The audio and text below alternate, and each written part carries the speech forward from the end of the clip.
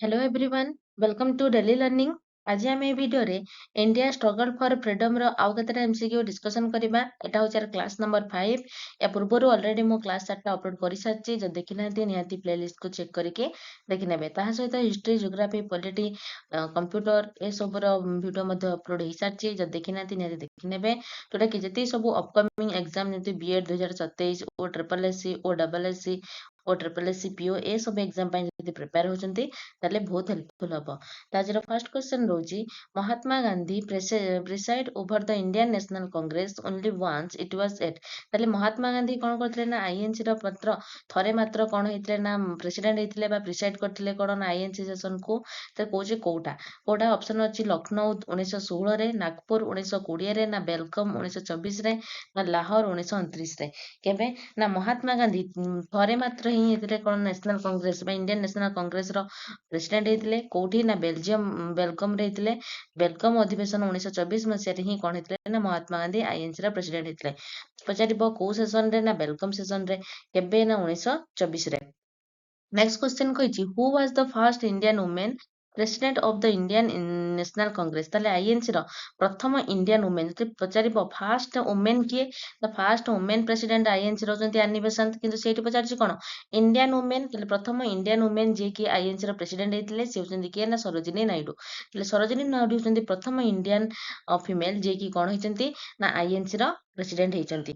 Next question କହିଛି Sarojini Naidu BCom the president of the INC in. ତାହେଲେ ସରୋଜିନୀ ନାଇଡୁ କୋଉ ମସିହାରେ ବା କେବେ ଆଇଏନସି ର ପ୍ରେସିଡେଣ୍ଟ ହେଇଥିଲେ ବୋଲି ପଚାରୁଛି। ଅପସନ ଅଛି 1917, 1920, 1925 ନା 1929। କେବେ ନା 1925 ମସିହାରେ। କେବେ ନା 1925 ମସିହାରେ ସରୋଜିନୀ ନାଇଡୁ କଣ ହେଇଥିଲେ ନା ଆଇଏନସି ର ପ୍ରେସିଡେଣ୍ଟ ହେଇଥିଲେ।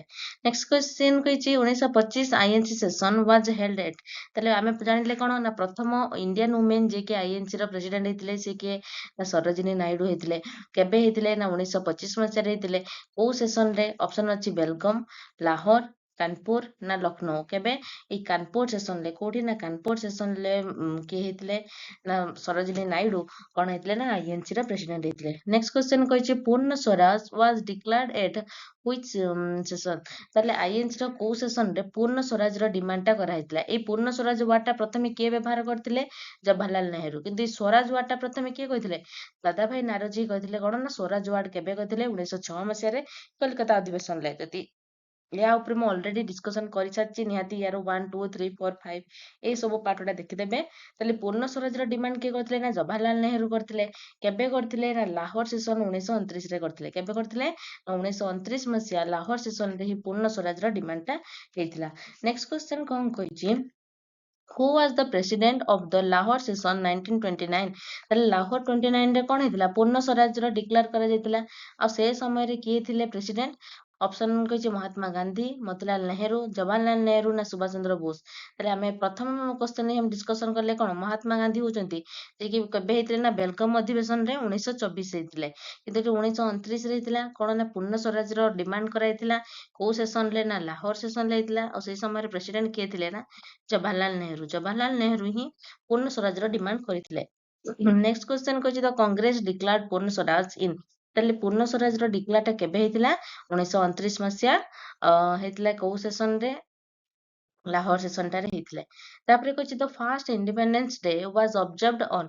ଏ ପ୍ରଥମ ଇଣ୍ଡିପେଣ୍ଡେନ୍ସ ଡେ ବା ଭାରତ ତାର ପ୍ରଥମ ସ୍ୱାଧୀନତା ଦିବସ କେବେ ପାଳନ କରିଥିଲା। ଯଦି 15 ଅଗଷ୍ଟ 1947 କରିଛନ୍ତି ତାହେଲେ ଭୁଲ।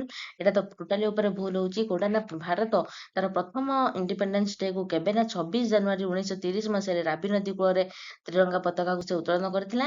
ଆଉ କଣ ନା ଏଇ ଦିନ ହିଁ ସେ କଣ କରିଥିଲା ନା ତାର ନିଜର ସ୍ୱାଧୀନତା ଦିବସକୁ ପାଳନ କରିଥିଲା। କେବେ ନା 26 ଜାନୁଆରୀ 1930 ମସିହାରେ। ନେକ୍ସଟ କ୍ୱେଶ୍ଚନ କହିଛି the Haripura session of the INC was held at. ଏଇ ହରିପୁରା ସେସନ ରେ କଣ ହେଇଥିଲେ ନା ସୁଭାଷ ଚନ୍ଦ୍ର ବୋଷ ଆଇଏନସି ର ପ୍ରେସିଡେଣ୍ଟ ହେଇଥିଲେ। ଏଇ ହରିପୁରା ସେସନ ଟା କେବେ ହେଇଥିଲା ନା 1938 1938 ମସିହାରେ କଣ ହେଇଥିଲା ହରିପୁରା ସେସନ ହେଇଥିଲା। କିଏ ଥିଲେ ନା ସୁଭାଷ ଚନ୍ଦ୍ର ବୋଷ ଏଇଟାର ପ୍ରେସିଡେଣ୍ଟ ଥିଲେ।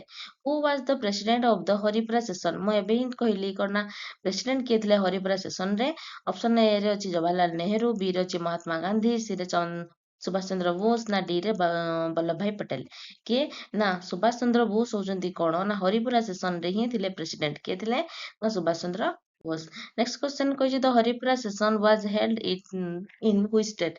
ହରିପୁରା session ଟା କୋଉ state ରେ ହେଇଥିଲା ବୋଲି ପଚାରୁଛି। ମହାରାଷ୍ଟ୍ର, ଉତ୍ତରପ୍ରଦେଶ, ଗୁଜରାଟ ନା ପଞ୍ଜାବ? କୋଉଠି ନା ଗୁଜରାଟ ଠାରେ ହିଁ ହରିପୁରା session ଟା ହେଇଥିଲା। ଏଟା କେବେ ହେଇଥିଲା ହରିପୁରା session ଟା 1938 ରେ। ମନେ ରଖିଦିଅ ନିହାତି କେବେ ନା 1938 ରେ ହରିପୁରା session ଟା ହେଇଥିଲା। କିଏ ହେଇଥିଲେ ଏହାର ପ୍ରେସିଡେଣ୍ଟ ହେଇଥିଲେ ସୁଭାଷ ଚନ୍ଦ୍ର ବୋଷ ହେଇଥିଲେ। ଏଇ ହରିପୁରା ଟା କୋଉଠି ଅଛି ନା ଗୁଜରାଟ ରେ ଅଛି। ନେକ୍ସଟ କ୍ୱେଶ୍ଚନ କହିଛି which committee was associated with the Haripura session? এই ହରିପୁରା session ସହିତ କୋଉ କମିଟିଟା associated ଅଛି ବୋଲି ପଚାରୁଛି। ଏଟା ନିହାତି ଗୋଟେ ନୂଆ କ୍ୱେଶ୍ଚନ ଟେ କେବେ ଦେଖିନଥିବେ। ଅପସନ ଏ ର ଅଛି ହଣ୍ଟର କମିଶନ, ବି ର ଅଛି ସାଇମନ କମିଶନ, 3 ର ଅଛି ନ୍ୟାସନାଲ ପ୍ଲାନିଂ କମିଟି ନା ଡି ର ଅଛି କ୍ୟାବିନେଟ ମିଶନ। କୋଉଟା ନ୍ୟାସନାଲ ପ୍ଲାନିଂ କମିଟିଟା କାହା ସହିତ ହରିପୁରା ସେସନ ସହିତ କଣ ଅଛି ନା associated ଅଛି। କୋଉଟା ନ୍ୟାସନାଲ ପ୍ଲାନିଂ କମିଟି। ତାପରେ କହିଛି the last session of the Indian National Congress before independence was held at। ତାହେଲେ ଇଣ୍ଡିଆନ ନ୍ୟାସନାଲ କଂଗ୍ରେସ ର ଲାଷ୍ଟ ସେସନ ଟା କେବେ ହେଇଥିଲା ବୋଲି ପଚାରୁଛି। ବା ଯୋଉ ବିଫୋର ଇଣ୍ଡିପେଣ୍ଡେନ୍ସ ଭାରତର ସ୍ୱାଧୀନତା ପୂର୍ବରୁ ତାର ଲାଷ୍ଟ ସେସନ ଟା କୋଉଠି ହେଇଥିଲା। ଅପସନ ଅଛି ଲାହୋର, ହରିପୁରା, ମେରଠ ନା କରାଚି। କୋଉଠି ନା ମେରଠ ହଉଛି କଣ ନା ଇଣ୍ଡିପେଣ୍ଡେନ୍ସ ପୂର୍ବରୁ ବା ପରାଧୀନ ଭାରତର ଲାଷ୍ଟ ସେସନ ହଉଥିଲା କୋଉଠି ମେରଠରେ। ତାପରେ ହଉଛି who was the president of the last INC session before independence. ତାହେଲେ ସ୍ୱାଧୀନତା ପୂର୍ବରୁ ଯୋଉ ହେଇଥିଲା କୋଉଠି ନା ମେରଠରେ ହେଇଥିଲା ସେସନ ଟା। ଆଉ ଶେଷ ଥର ପାଇଁ କିଏ ପ୍ରେସିଡେଣ୍ଟ ହେଇଥିଲେ। ଅପସନ ଅଛି ଜବାହରଲାଲ ନେହେରୁ, ବି ରେ ଅଛି କଣ ନା ସୁଭାଷ ଚନ୍ଦ୍ର ବୋଷ, ସି ରେ ଅଛି ଆଚାର୍ଯ୍ୟ ଜେ.ବି. କୃପଲାନୀ, ଡି ରେ ଅଛି ରାଜେନ୍ଦ୍ର ପ୍ରସାଦ। ଏଠି ଉତ୍ତର କୋଉଟା ହବ ନା ଆଚାର୍ଯ୍ୟ ଜେ.ବି. କୃପଲାନୀ ହଉଛନ୍ତି କଣ ନା ଯିଏକି ଲାଷ୍ଟ ହଉଛନ୍ତି ପ୍ରେସିଡେଣ୍ଟ କୋଟାର ନା ଆଇଏନସି ର।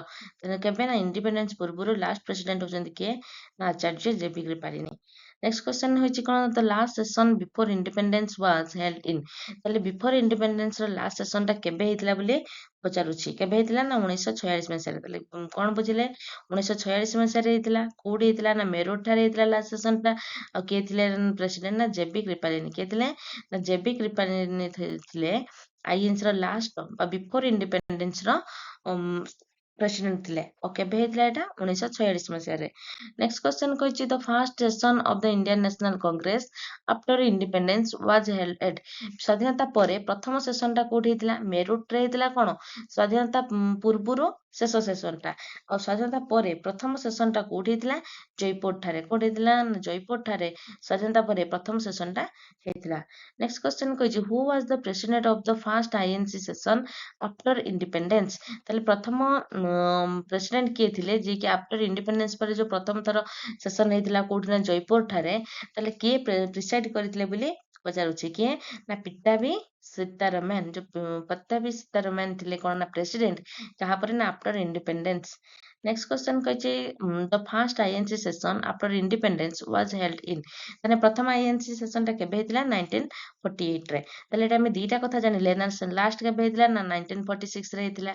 କୋଉଠି ହେଇଥିଲା ନା ମେରଠ ଠାରେ ହେଇଥିଲା ନା ବିଫୋର ଇଣ୍ଡିପେଣ୍ଡେନ୍ସ ର ଲାଷ୍ଟ ଟା। ତାହେଲେ କୋଉଠି ହେଇଥିଲା ମେରଠ ଠାରେ ହେଇଥିଲା। କେବେ ହେଇଥିଲା 1946 ରେ ହେଇଥିଲା। ଆଉ କିଏ ପ୍ରିସାଇଡ କରିଥିଲେ ଆଚାର୍ଯ୍ୟ ଜେ.ବି. କୃପଲାନୀ କରିଥିଲେ। କିନ୍ତୁ ଆଇଏନସି ର ଯେତେବେଳେ ଯୋଉ ହେଇଥିଲା ଆଫ୍ଟର ଇଣ୍ଡିପେଣ୍ଡେନ୍ସ ଆଇଏନସି ର ପ୍ରଥମଟା କୋଉଠି ହେଇଥିଲା ପ୍ରଥମ ସେସନ ଟା ହେଇଥିଲା 1948 ରେ। କୋଉଠି ହେଇଥିଲା ଜୟପୁରରେ ହେଇଥିଲା। ଆଉ କିଏ କରିଥିଲେ ବା ପ୍ରିସାଇଡ କିଏ କରିଥିଲେ ନା ପିଟ୍ଟାଭି ସୀତାରମଣ। ତ ଆଜି ଏଇ ଭିଡିଓରେ ଯେତିକି ସବୁ ଆଇଏନସି ର ସେସନ ହେଇଥିଲା ଆମେ ଏଇ ଭିଡିଓରେ ଡିସ୍କସନ କରିସାରିଛନ୍ତି। ତ ଭିଡିଓଟି କେମିତି ଲାଗିଛି ନିହାତି କମେଣ୍ଟ ମାଧ୍ୟମରେ ଜଣେଇବେ। ଭିଡିଓ ଯଦି ଭଲ ଲାଗିଛି ନିହାତି ତାକୁ ଲାଇକ୍ କରିବେ, ସାଙ୍ଗମାନଙ୍କ ସହିତ ସେୟାର କରିବେ ଆଉ ଚ୍ୟାନେଲଟିକୁ ସବସ୍କ୍ରାଇବ କରିବେ। Thank you. Like and subscribe.